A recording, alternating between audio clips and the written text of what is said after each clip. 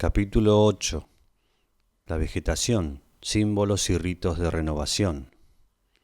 95. Intento de clasificación.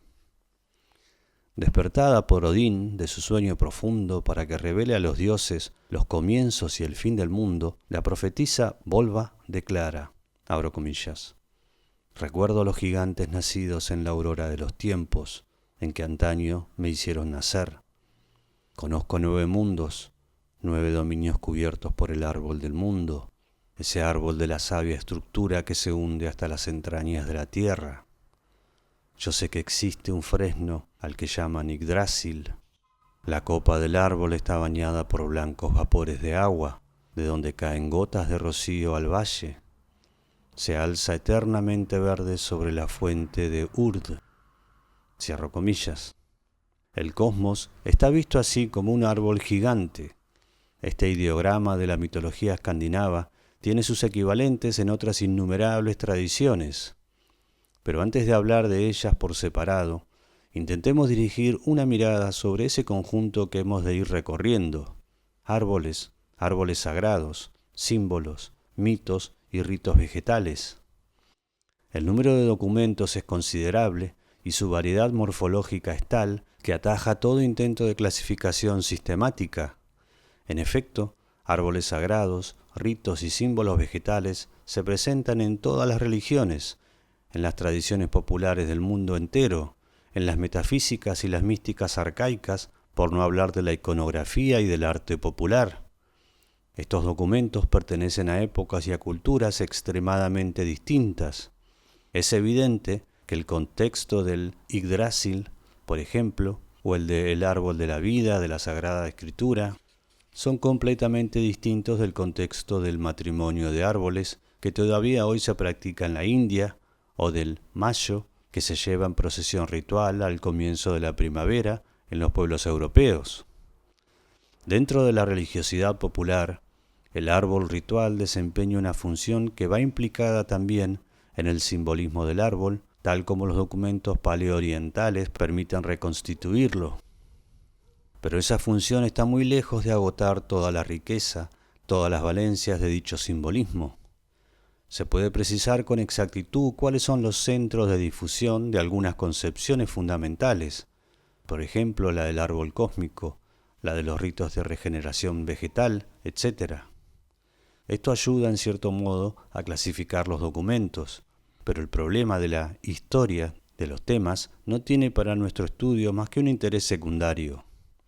Antes de investigar, suponiendo que esto sea posible, en qué milenio, a partir de qué civilización y mediante qué factores se ha difundido un determinado simbolismo vegetal, antes incluso de determinar en qué conjuntos de ritos va implicado ese simbolismo, lo que de momento nos interesa saber es cuál ha sido la función religiosa del árbol, de la vegetación o de los símbolos vegetales en la economía de lo sagrado y en la vida religiosa.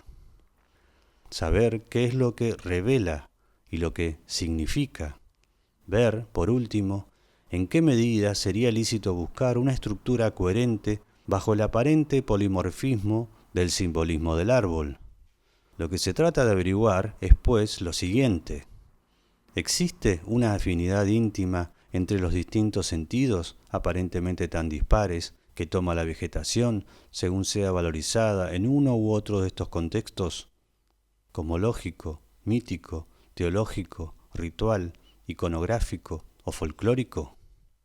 Aquí se trata únicamente, claro está, de una coherencia que se habría impuesto a la conciencia por la estructura misma del objeto, coherencia que se nos revelaría, parcial o totalmente, cualquiera que fuese el nivel en que nos colocáramos para contemplar el objeto, sea el nivel de un rito popular, como el cortejo del mayo al comienzo de la primavera, sea el del ideograma del árbol cósmico, en la plástica Mesopotamia o en los textos védicos. No podemos responder a esta pregunta hasta haber revisado un número suficiente de hechos escogidos entre los más significativos. Pero para no perdernos en este laberinto, es menester adelantar una clasificación, aunque sea provisional, del ingente material de que disponemos.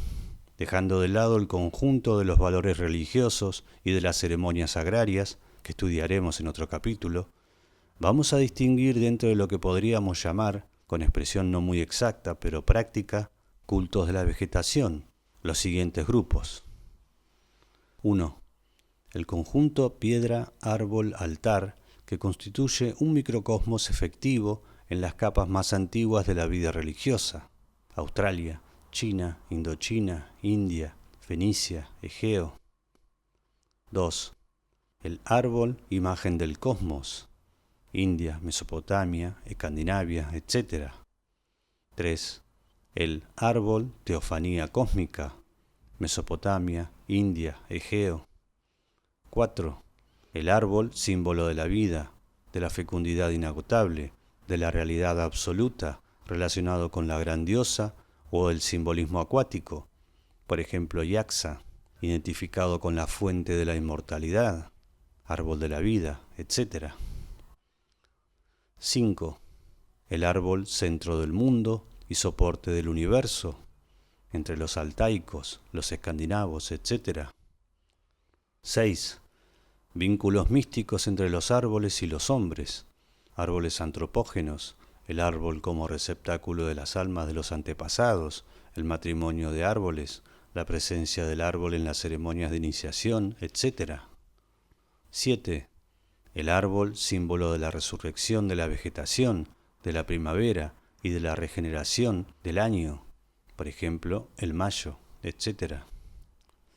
Esta clasificación somera y sin duda incompleta tiene cuanto menos el mérito de llamar la atención desde un principio sobre los caracteres comunes a todos los documentos. Desde ahora podemos hacer notar, sin que esto signifique una anticipación de las conclusiones que se desprenderán del análisis de esos documentos, que el árbol representa, ya sea de manera ritual y concreta, o mítica y cosmológica, o incluso puramente simbólica, al cosmos vivo, que se regenera incesantemente. Como vida inagotable equivale a inmortalidad. El árbol cosmos puede convertirse en otro plano, en el árbol de la vida sin muerte. Y como la vida inagotable traduce en la ontología arcaica la idea de realidad absoluta, el árbol se convierte allí en el símbolo de esa realidad, el centro del mundo. Más adelante, cuando una nueva manera de enfocar los problemas metafísicos venga a añadirse a la ontología tradicional, en la India por ejemplo, se dirá que el esfuerzo del espíritu por separarse del proceso cósmico y concentrarse en su propia autonomía es un esfuerzo por cortar de raíz el árbol cósmico.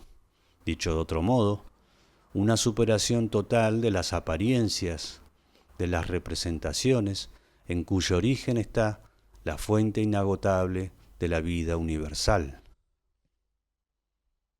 Mircea Eliade, Tratado de Historia de las Religiones, @audiolibro humano.